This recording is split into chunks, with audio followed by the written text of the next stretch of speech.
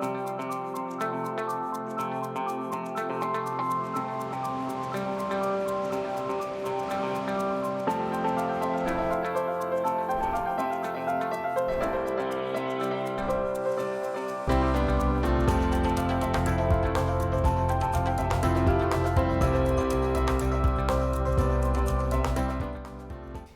afternoon and welcome to Across the Fence. I'm Jolie Whitney.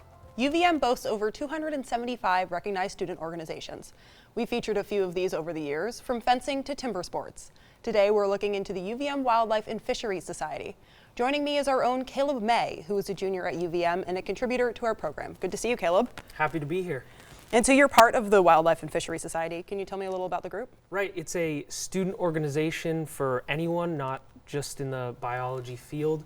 And they get really interesting hands-on experience doing deer checks, duck checks, working at fish farms, just stuff you wouldn't get in your everyday classroom.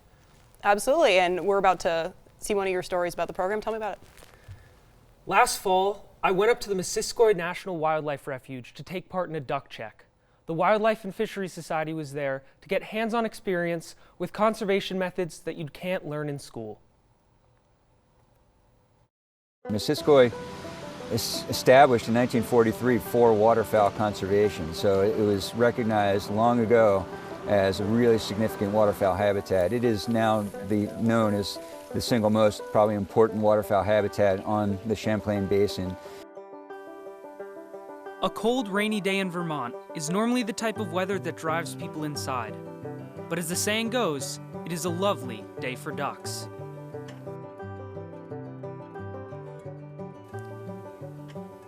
Local duck hunters gather at the Missisquoi National Wildlife Refuge to harvest birds from one of the best spots for waterfowl in Vermont.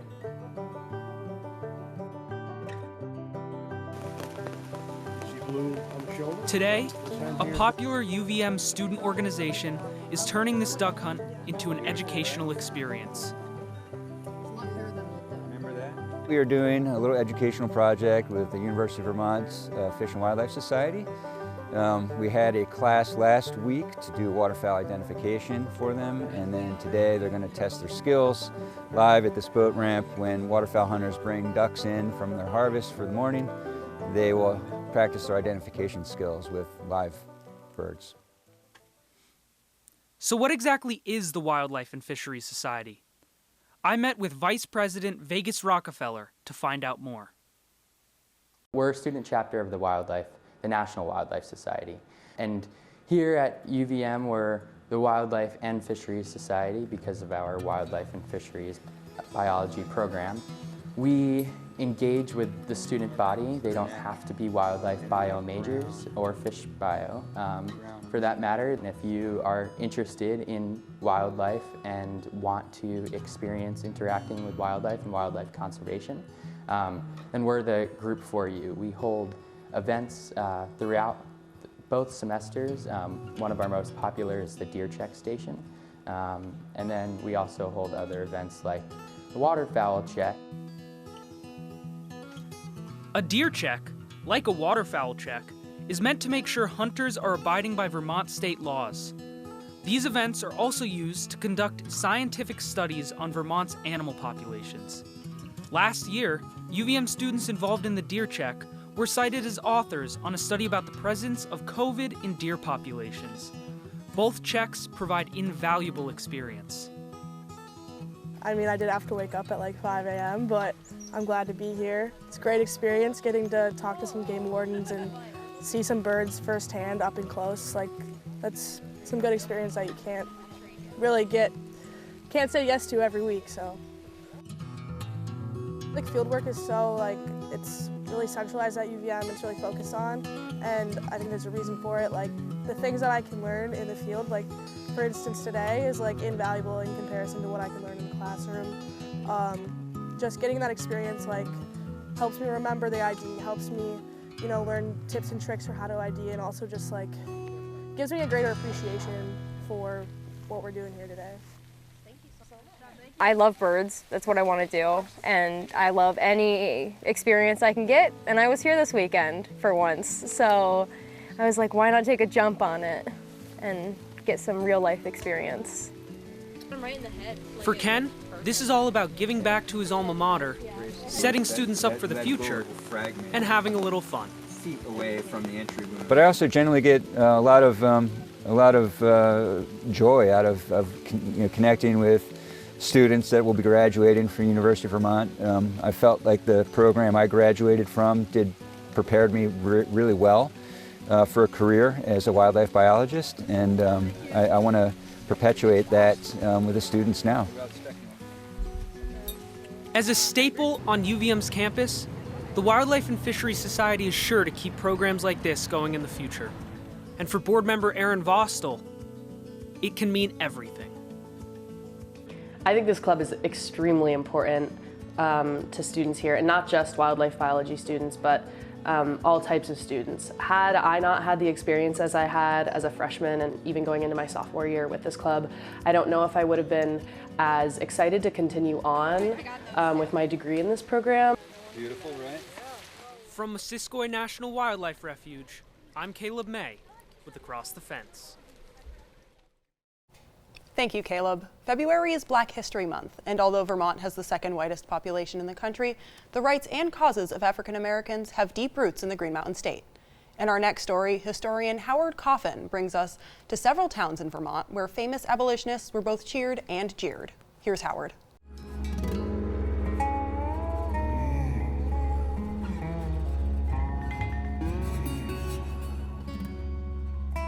Vermont's anti-slavery reputation, of course, goes back to 1777 when a constitution was adopted that was the first in the Western Hemisphere to outlaw slavery. People with anti-slavery sentiments came to Vermont. In 1828, William Lloyd Garrison from Boston came to Bennington to publish an anti-slavery newspaper. He left with mixed feelings about Vermonters and abolitionism, but he was soon back proclaiming that Vermont was the state to plant the banner of anti-slavery on the summit of the Green Mountains. The abolitionists came again and again. Frederick Douglass, Wendell Phillips, Charles Sumner, and of course John Brown. Garrison came time and again to spread their message as the Civil War neared.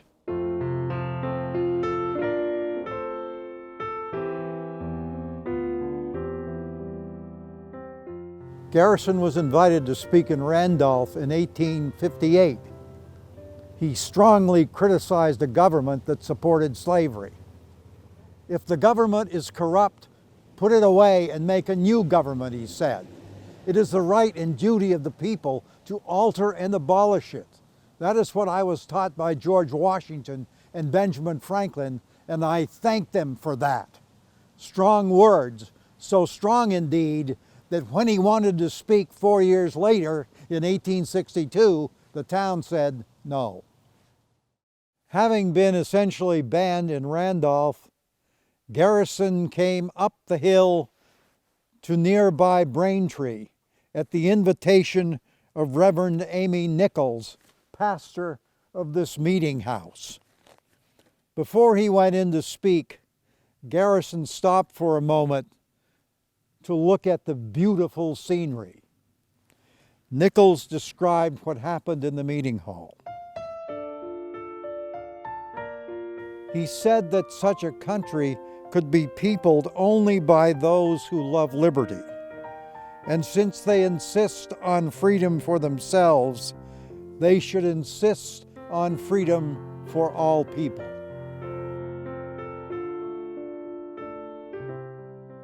This church in Randolph Center bore witness to the fact that not all abolitionists got a warm welcome in Vermont.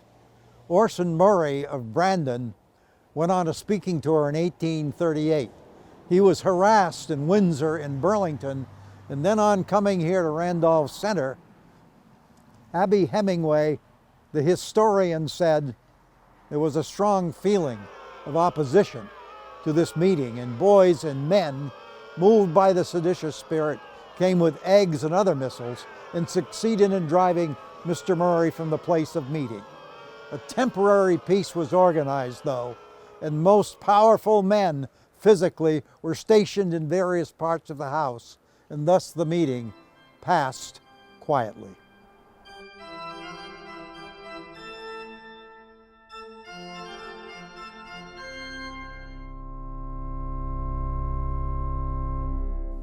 The Reverend Ethan Robinson Johnston was pastor of this East Topsom Church before the Civil War, and this building was built in 1853. Johnston was very much anti-slavery, and in the years before the war, he brought abolitionists here to speak. William Wells Brown was born in 1814, a slave in Kentucky. He eventually escaped across the Ohio River and went to England for a time, where he was self-educated. Reverend Johnston brought him here in 1860, despite the fact that when word got out of his impending arrival, a letter came to the Reverend threatening that if Brown showed up, he would be carried out of town. A couple weeks after he spoke, someone painted on the church walls a slogan, "Death to traitors," and it included some other racist talk. Charles Duvall, who had spoken in favor of John Brown, became a soldier in the Vermont Brigade and died in 1864 after the Battle of the Wilderness. Reverend Johnston went to New York City to try to find him in the military hospitals there, but when he got there, he was dead. He brought the body home. The funeral was held in this church. It had been the tradition of the church that caskets remained out in the vestibule, but for Charles Duvall's funeral, the casket came here to the altar. If you enjoyed our story on Vermont's abolitionist past, we have several videos featuring Howard talking about Vermont life in the 19th century and during the Civil War on our YouTube channel. Search Across the Fence on YouTube to find more. That wraps up our program for today. My thanks to the crew behind the scenes here at WCAX. I'm Jolie Whitney. Have a good one.